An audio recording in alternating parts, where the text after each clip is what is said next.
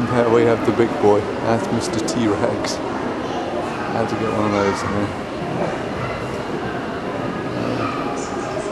His small claws on his forearms. His big feet.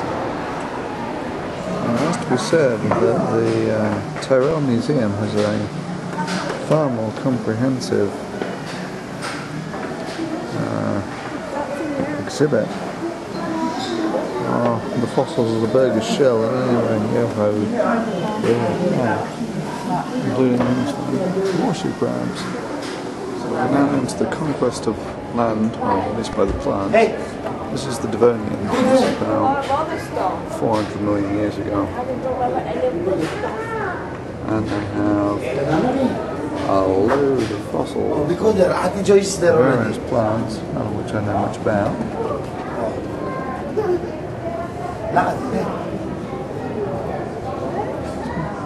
There's ferns.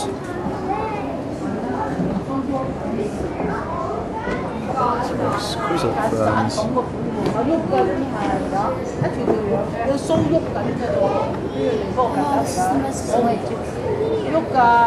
The trees came onto land. The birds came onto land. There we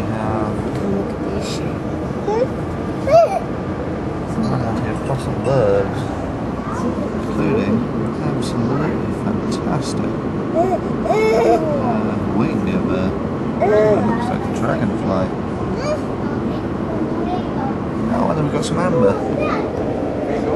There we go. Birds and amber.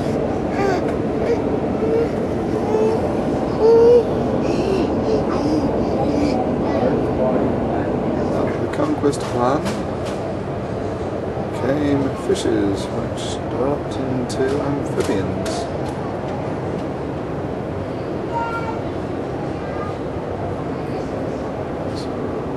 Some fantastic fossils.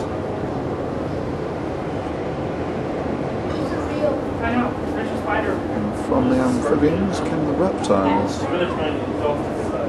So the only real difference being is the skin was no longer permeable, they no longer dried out, and they could lay eggs. Okay, that's the first real dinosaur that was found here, Albertosaurus. Next to some sort of rather squat, rather heavily armoured critter. Big arms and lumpy end of its tail. It's just an example of some of the fossils they have there. Sauropods. Sharp-toed beast is an allosaur. Big head, big predatorial head. And we have a stegosaurus.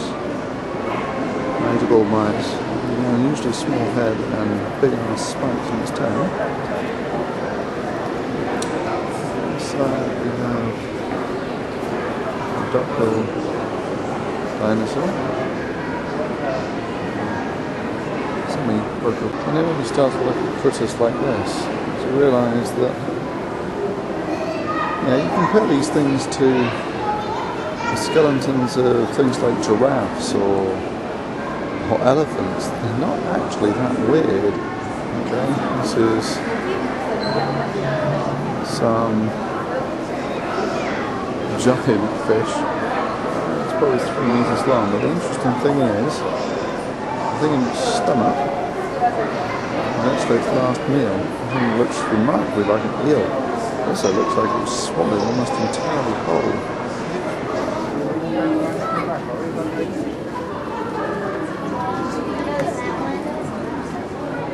Big little hands, eh?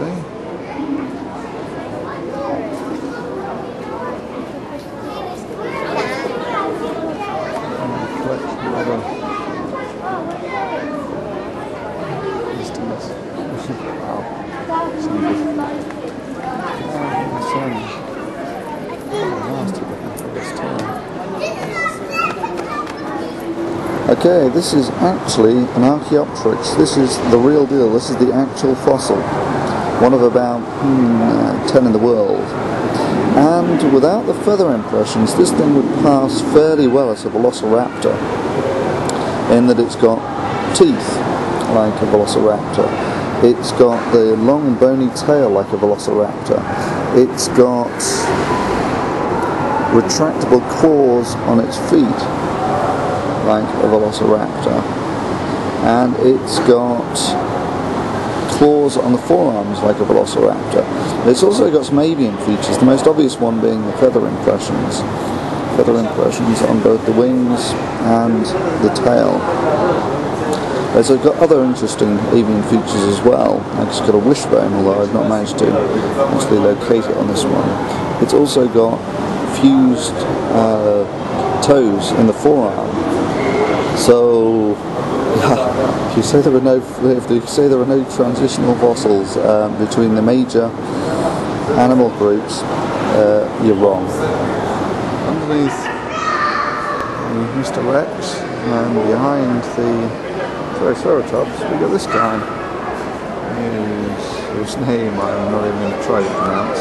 But the interesting thing is that once you take a look at the skull, not only is there this huge long duckbill, but apparently there's sort of 1,000 teeth in there or something. The saber-toothed tiger. With teeth that can make holes as big as those. Heavy claws is more than just a window shopper. About the size of an African male, apparently.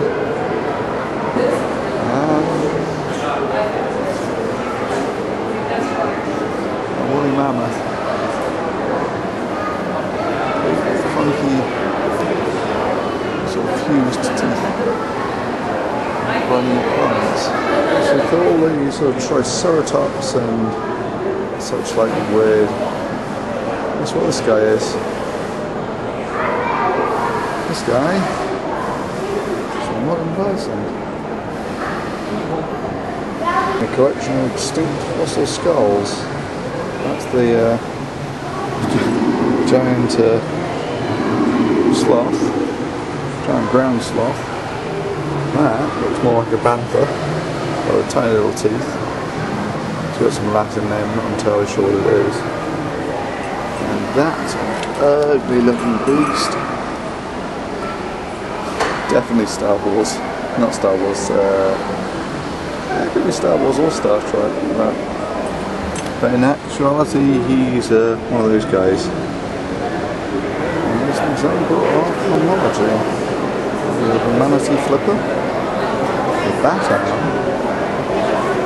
a human arm, and a dog's leg, and all are morphologically identical. Here we have a great quote from Darwin.